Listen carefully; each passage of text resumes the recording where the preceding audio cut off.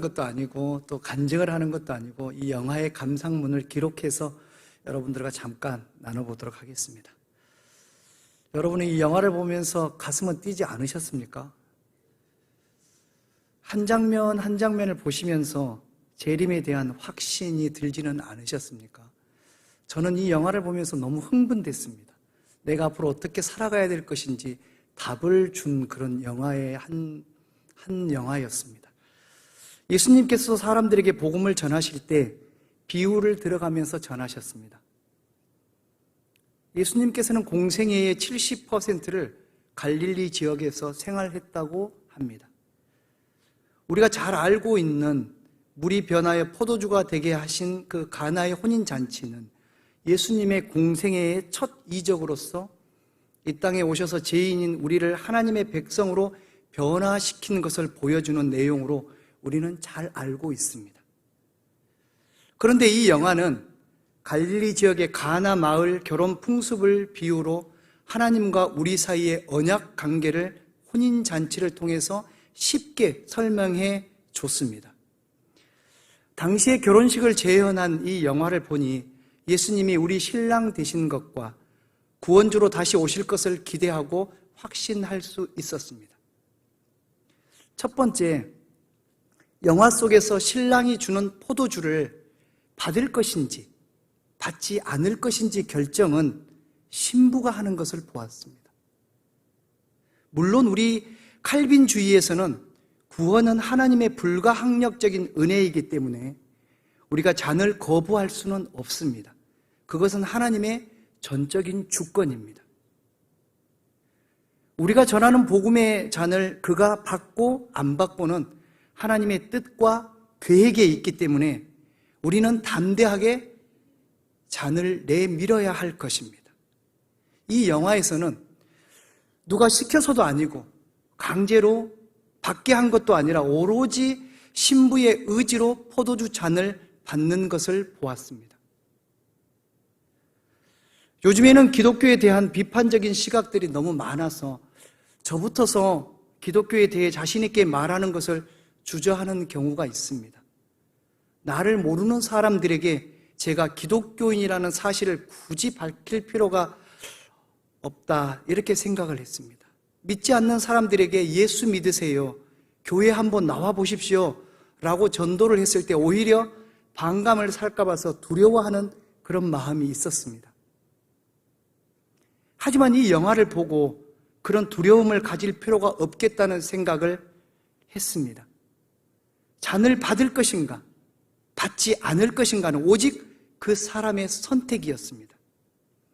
결과에 대해 우리는 어떤 부담감을 가질 필요가 없었다는 것입니다. 내가 할 수 있는 것은 잔을 내미는 것, 예수 믿으세요 라는 복음의 잔을 내미는 것뿐이었습니다. 선택의 몫은 잔을 받는 당사자에게 있고 역사는 하나님께서 하신다는 사실을 깨달았습니다. 두 번째로, 당시 결혼 풍습에서는 신부는 365일 웨딩드레스를 입고 신부를 기다리는 것을 보았습니다. 웨딩드레스를 입고 일상생활을 한다는 것은 얼마나 불편했을까요? 신랑이 언제 올까 기다리며 긴장된 상태로 불편한 드레스를 입고 잠을 자며 기다리는 풍습은 오늘날의 관점에서는 잘 이해가 안 됩니다.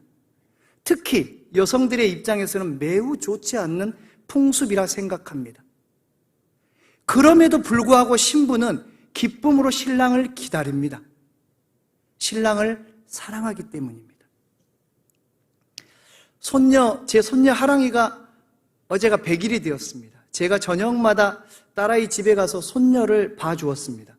저는 새벽에 아이가 언제 깨서 울까 모르니 늘 긴장 상태에 있었습니다.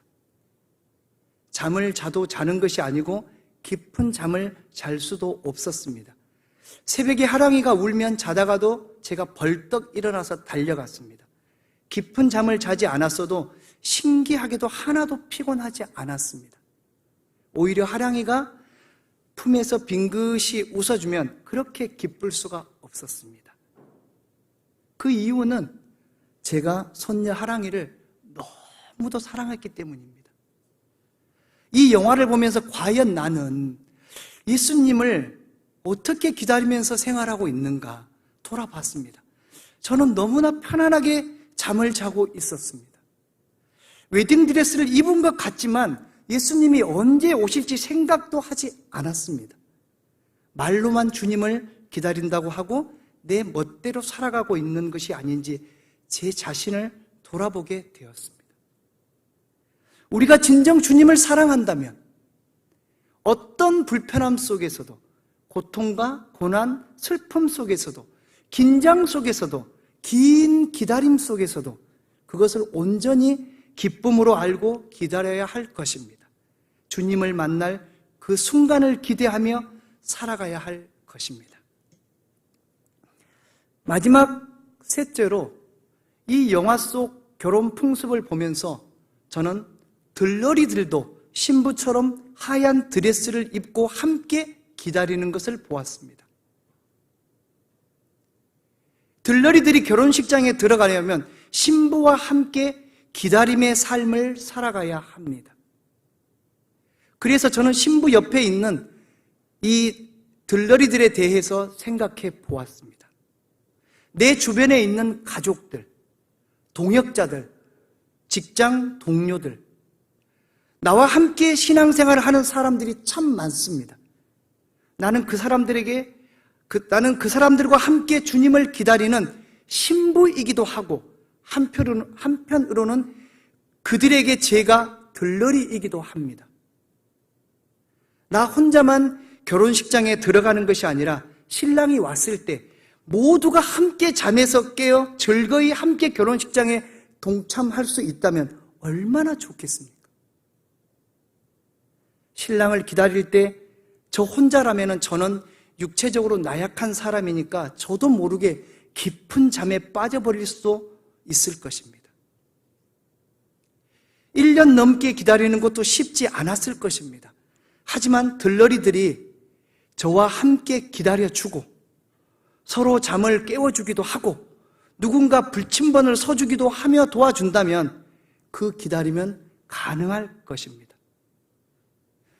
넘어질 때 옆에서 손을 잡아주는 사람이 있다면, 나태해질 때 이끌어주는 사람이 있다면, 힘들 때 도와주는 사람이 있다면 그 사람 때문에 우리는 다시 일어설 수 있을 것입니다. 혹시 잠들어 버릴지라도 깨어있는 그 한 사람의 들러리 때문에 모두가 다시 일어나 신랑을 맞이할 수 있겠구나 생각했습니다.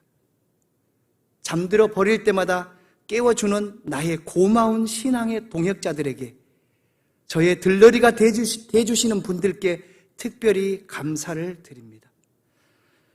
저도 그 누군가에게 그런 깨어있는 들러리가 되어줘야겠다는 생각을 했습니다. 내년부터 시작되는 우리 교회의 순모임에서 우리가 서로에게 이런 들러리가 되어준다면 더없이 좋을 것 같습니다. 순모임은 교회가 성장하고 성도들의 믿음이 한 단계 성숙하는 좋은 기회일 것입니다. 적극적으로 순을 만들고 열정적으로 순모임에 참여해서 그 안에서 서로에게 끈끈한 들러리가 되어줄 수 있기를 바라봅니다. 결론으로 오늘 이 영화를 통해 하나님이 주신 언약과 신앙인의 삶의 자세에 대해서 깊이 생각해 보았습니다. 갑자기 이 찬양이 생각납니다. 구주를 생각만 해도 이렇게